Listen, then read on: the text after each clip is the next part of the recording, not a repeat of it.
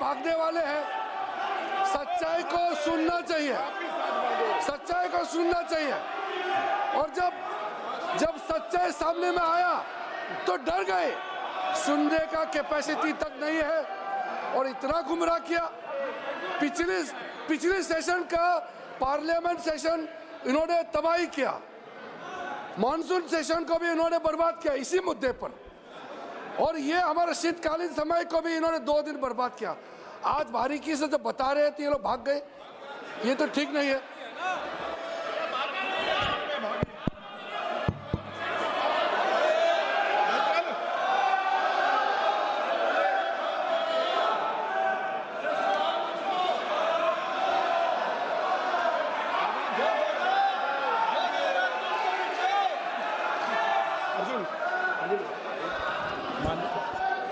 मान्यवर, ये 200 बार भी बहसकार करेंगे, एक भी अवैध घुसपैठियों को इस देश में हम वोट नहीं देंगे।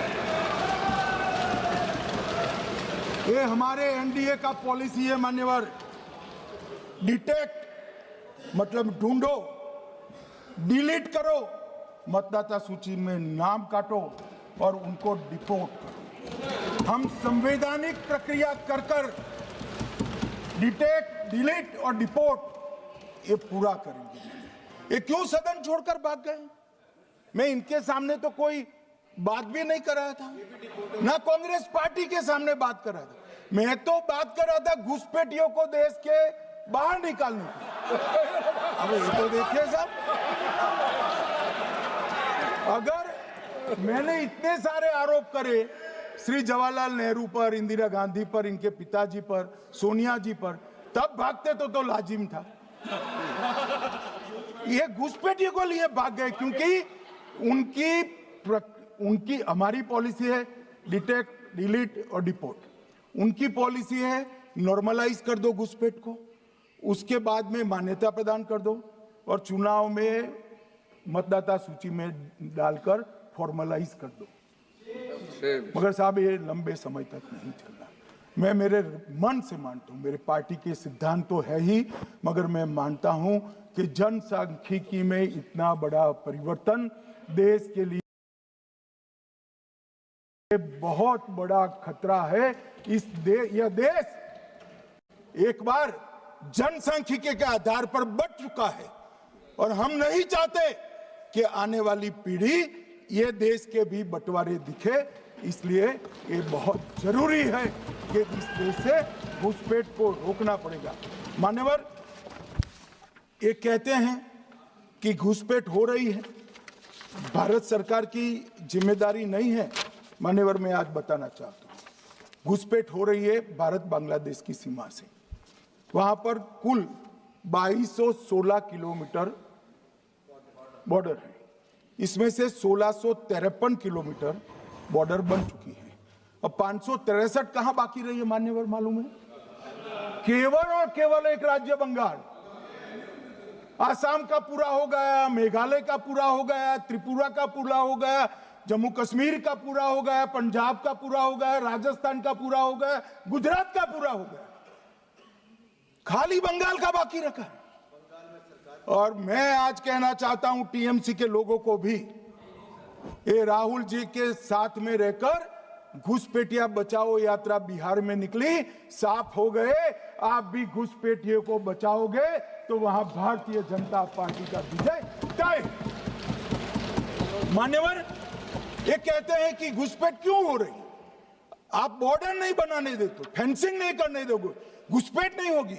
फिर भी चलो, मैं पूछना चाहता हूं कि घुसपैठ होकर सबसे पहले घुसपैठिया कहां आता है? कहां आता है? तो गांव में आता है। पटवारी को मालूम नहीं पड़ता, गांव के थाने वाले को मालूम नहीं पड़ता। इसकी मतदाता सूची में नाम डालने के लिए आधार कार्ड कहां बनता है? वहीं बनता है। उसका राशन कार्ड कहां बनता है? बंगाल में बनता है। और मतदाता सूची में कौन सी मतदाता सूची में ऐड होता है? तो बंगाल में होते। आपकी कोई जिम्मेदारी नहीं है। मान्यवर, ये देश के भविष्य और सुरक्षा के साथ खिलवाड़ कर रहे।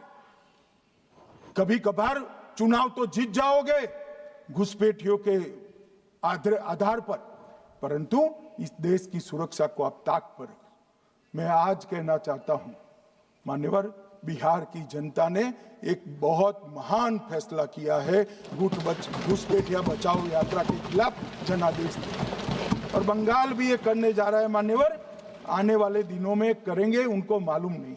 मान्यवर, मैं कल राहुल गांधी जी ने एक विषय कहा था कि सारी संवैधानिक संस्थाएं आपने करप्ट कर दी। मैंने पूरा बताया कि चुनाव आयोग की नियुक्ति के पहले क्या नियम थे। उन्होंने कहा कि महत्वपूर्ण पद पर आरएसएस की विचारधारा के लोग रख दिए जाते हैं, तो इसमें क्या आपत्ति है भाई?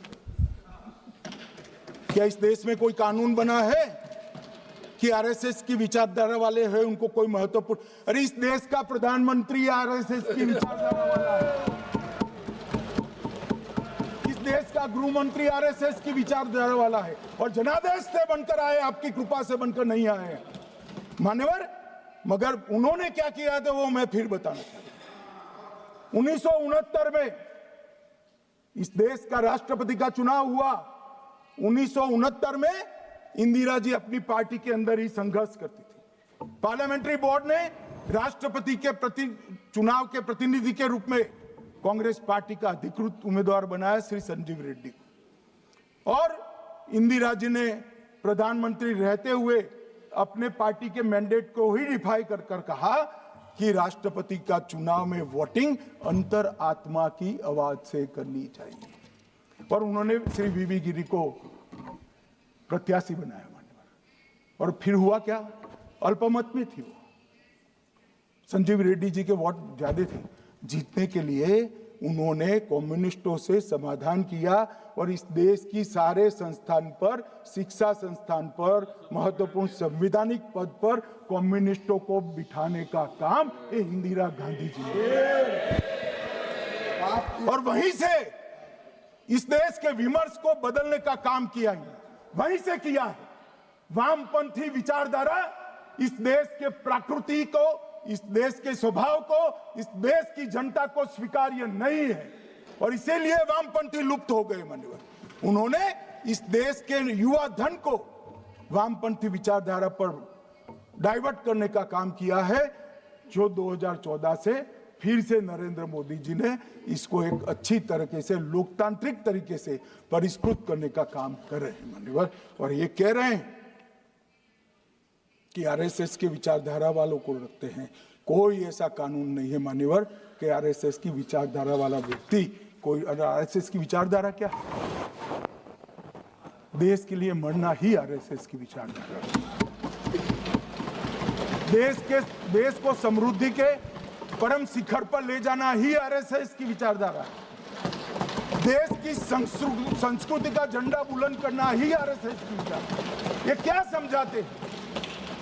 हम ऐसे मान लेंगे? हम नहीं डरते साहब किसी से, हम नहीं डरते। मैं मेरी ही बात करता हूं।